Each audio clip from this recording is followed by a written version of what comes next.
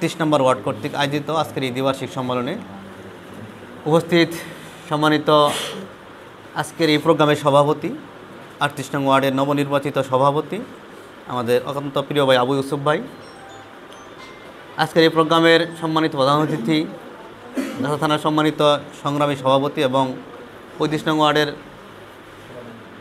Councillor পদপ্রার্থী আমাদের খন্দকার আসাদুজ্জামান ভাই, আমাদের মহানগরীর দায়িত্বশীল মহানগরীর প্রকাশনী সম্পাদক এবং নির্বাহী সদস্য বীর মুক্তিযোদ্ধা নুরুজ্জামান ফকির ভাই, থানার ট্রেড ইউনিয়ন সম্পাদক মাহফুজুর রহমান ভাই এবং অন্যান্য দায়িত্বশীল ভাইয়েরা, আসসালামু আলাইকুম ওয়া রাহমাতুল্লাহি ওয়া বারাকাতুহু। আল্লাহর শুকরিয়া, অনেক রাত হইলেও আলহামদুলিল্লাহ আল্লাহ আমাদেরকে বাছাই করে তার কিছু লোককে নির্বাচিত করে আমাদেরকে এখানে তার দিনের দায়িত্ব পালনের জন্য কিছু দায়িত্ব দেওয়ার জন্য আল্লাহ আমাদের একত্রিত করেছেন। এই জন্য আল্লাহ তাআলা আবার শুকরিয়া আদায় করছি আলহামদুলিল্লাহ।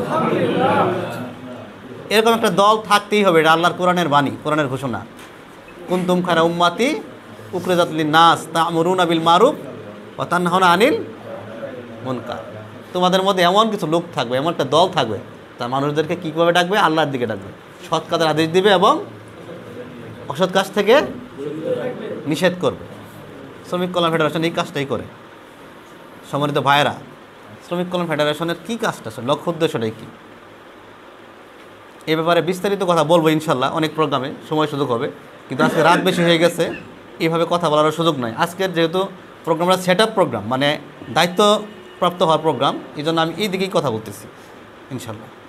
তো মূল লক্ষ্য হচ্ছে আমাদের শ্রমিক কল্যাণের দুইটা, একটা হলো দুনিয়াবী কল্যাণ আর একটা হলো আখিরাতের। আমি সামারি বলতেছি একেবারে সংক্ষেপে। দুনিয়াবী কল্যাণ কীভাবে করতে হবে? দুনিয়াতে কল্যাণ করতে হবে। কোনো ব্যক্তি পরিশ্রম ছাড়া কিছু অর্জন করতে পারে না, হয় সম্ভব করে? শ্রমিকরা তার শ্রম দিয়ে, সর্বোচ্চ পরিমাণ শ্রম দিয়ে, তার ঘাম ফেলে কি করে, পারিশ্রমিক দিয়ে সে উপার্জন করে। নিঃসন্দেহে আমি মনে করি যে এই গার্মেন্টসের যারা কাজ করে তাদের ইনকামটা 100% হালাল। 100% হালালের আরও ব্যাখ্যা আছে কেন হালাল। আমি পেশাগতভাবে ডাক্তার, আমি সেই হিসেবে অনেক প্রমাণ পাইছি। আমি আজকেও একটা পেশেন্ট দেখছি, পানি ঘন্টার মতো ভাই পানি কেমনে খামো, যে পরিমাণ কাজের চাপ থাকে, পানি খাইলে তো প্রস্রাব করা লাগবে। এই প্রস্রাব করতে হবে, এই বয়সে পানি কম খায়, কিডনিটাকে যে সে ড্যামেজ করতেছে, বিকলাঙ্গ হয়ে যাবে, সেই দিকে সে তার খেয়াল নাই। তাহলে বুঝেন সে কেমন শ্রমিক।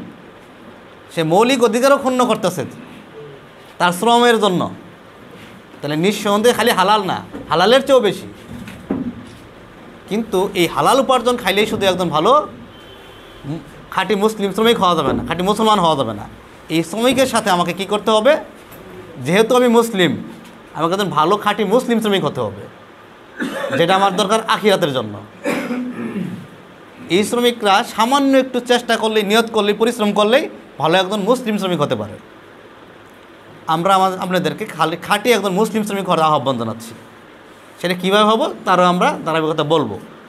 সম্মানিত ভাইয়েরা, আমাদের পূর্বে মাহফুজ ভাই বলে গেছে যে আমাদের যে দুইজন ভাই আজকে আপনাদের মাঝে দায়িত্বপ্রাপ্ত হলেন, ওনারা চেয়ে নেন নাই, চাইছেন কি, বলছেন আমাদেরকে, লবিং করছেন, আমাদেরকে ওনারা বলেনও নাই। ইউসুফ ভাই বলেনও নাই, ইভেন আরও বলে যে ভাই আমাদেরকে দায়িত্ব দিয়েন না। তা সত্ত্বেও আমরা তাদেরকে দায়িত্ব দিয়েছি। কেন দিয়েছি? চান নাই, তারপরেও দিয়েছি। আমরা অনেক হিসাব নিকাশ চিন্তা ভাবনা করে দেখছি, না, এই ময়দানে কাজের জন্য তারাই, এই মুহূর্তের জন্য তারাই যোগ্য। এরই আমাদের কাছে বিবেচনায় আসছে। তারপরেও আপনাদেরও মতামত নিয়েছি। কিন্তু সম্মানিত ভাইয়েরা, যারা আজকে দায়িত্ব পাইলেন তারা তো মজলুম। ভাই বলছেন মজলুম মানে কি? তিনি অত্যাচারিত। এই মুহূর্তে আমরা আসলে তার উপরে খুব অত্যাচার করছি, যে আমরা একটা তার উপরে বোঝা চাপিয়ে দিয়েছি তাদের উপরে। এখন আপনার আমার দায়িত্ব কি? আমরা তাকে কিভাবে সহযোগিতা করব? সহযোগিতা করব, আল্লাহ রাসূলের হাদিস হচ্ছে, তোমরা প্রত্যেকেই দায়িত্বশীল এবং প্রত্যেককেই তার দায়িত্বের ব্যাপারে আল্লাহর কাছে কী করতে হবে? জবাবদিহি করতে হবে। তো ইতিমধ্যে আপনারা কম বেশি প্রত্যেকেই কিন্তু দায়িত্ব পেয়েছেন, আছে না?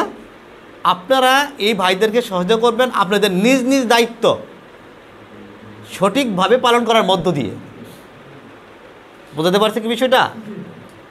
আপনার যোগ্যতা, আপনার মেধা, আপনার সময়, আপনার শ্রম পুরোটাই যতটুকু সম্ভব সর্বোচ্চটা দিয়ে বিনিয়োগ করার মধ্য দিয়ে আপনি প্রচেষ্টা চালাবেন। এই চালানোর মধ্য দিয়েই মূলত আপনি এই ভাইদেরকে সহযোগিতা করতে পারবেন।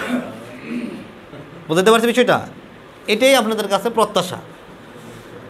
দ্বিতীয় যে বিষয়টা বলতে চাই সেটা হচ্ছে যে সম্মানিত ভাইরা, আমরা বহুত পরিশ্রম করে, ইতিমধ্যে আমাদের নুরুজ্জামান ফকির ভাই বলছেন যে আজকে আমরা এই স্বাধীনভাবে কথা বলতে পারতেছি। আজ থেকে 6 মাস আগে এটা কল্পনাও করতে পারিনি, আমরা চিন্তাও করতে পারিনি। কারণ ফ্যাসিস্ট আমাদের উপর চেপে পড়ছিল জগদ্দল পাথরের মতো। মানুষের মুখের কথার অধিকার ছিল না, কোনো অধিকারই তখন ছিল না। মহান আল্লাহ বিশেষভাবে রহমত করে, আল্লাহর একটা সিদ্ধান্ত আছে। দেখেন, এই হাসিনা সরকারের পতনের জন্য কম কিন্তু দোয়া করে নাই মানুষ, প্রত্যেকেই দোয়া করছে। যে যেখান থেকে সুযোগ আছে দোয়া করছে। কেউ হয়তো হতাশ হয়ে গেছে দোয়া করতে করতে, হয়েছে না? কিন্তু হতাশ হলে কী হবে? মহান আল্লাহরও একটা প্ল্যান আছে, আছে না? মহান আল্লাহরও একটা পরিকল্পনা আছে। তার পরিকল্পনা বাস্তবায়নের নির্ধারিত সময় হওয়ার 1 সেকেন্ড আগেও সেই পরিকল্পনা বাস্তবায়ন হবে না, আবার পরেও যাবে না। সেই আল্লাহর পরিকল্পনা এমনভাবে হয়েছে, পৃথিবীর ইতিহাসে এটাই প্রথম যে একজন ব্যক্তি পালিয়ে যেতে পারে তার জীবনের ভয়ে। সেখানে পুরা রাষ্ট্র ব্যবস্থার প্রত্যেক মন্ত্রী এমপি সবাই একযোগে একসাথে, শুধু মন্ত্রী এমপি বললে ভুল হবে, আমলা পুলিশ সবাই তারা পলাতক। তাহলে কতটা অপরাধী হলে, নিজেদেরকে অপরাধী মনে করলে তারা এই অবস্থায় আসতে পারে, এটার বলার অপেক্ষা রাখে না। তারা নিজেরাই বুঝছে যে আমরা অপরাধী, এই মুহূর্তে আমার পালানো দরকার। পালাইকে যে অপরাধ করে, যে অপরাধী।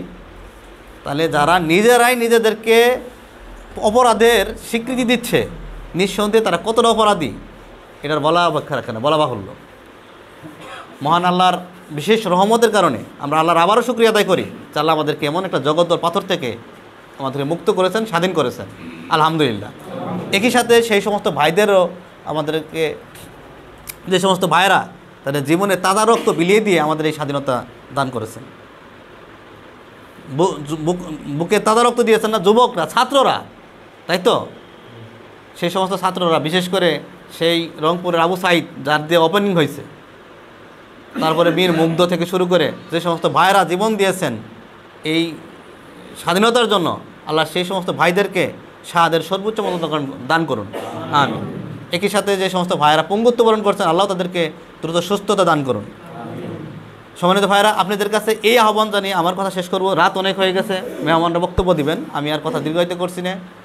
আসুন, এই বাংলাদেশে ইসলামী রাষ্ট্র কায়েমের জন্য বাংলাদেশ শ্রমিক কল্যাণ ফেডারেশন যে সিদ্ধান্ত গ্রহণ করেছে, সেই সিদ্ধান্তের সাথে নিজেরা একত্রতা ঘোষণা করে, হাতে হাত রেখে সমস্ত শ্রমজীবী মানুষদের কাছে ইসলামের সুশীতল মহান বাণী, বিশেষ করে এই 38 নং ওয়ার্ডে প্রত্যেকটা ফ্যাক্টরিতে, প্রত্যেকটা মিল কারখানায়, প্রত্যেকটা ঘরে ঘরে আমরা এই ইসলামের দাওয়াত পৌঁছাই দেওয়ার মধ্য দিয়ে আমরা যেন এই 38 নং ওয়ার্ডকে একটা 57টি ওয়ার্ডের মধ্যে একটি মডেল ওয়ার্ডে পরিণত করতে পারি, সেই আহ্বান জানিয়ে আমার বক্তব্য শেষ করছি। আসসালামু আলাইকুম রহমতুল্লাহি ওয়া বারাকাতুহু।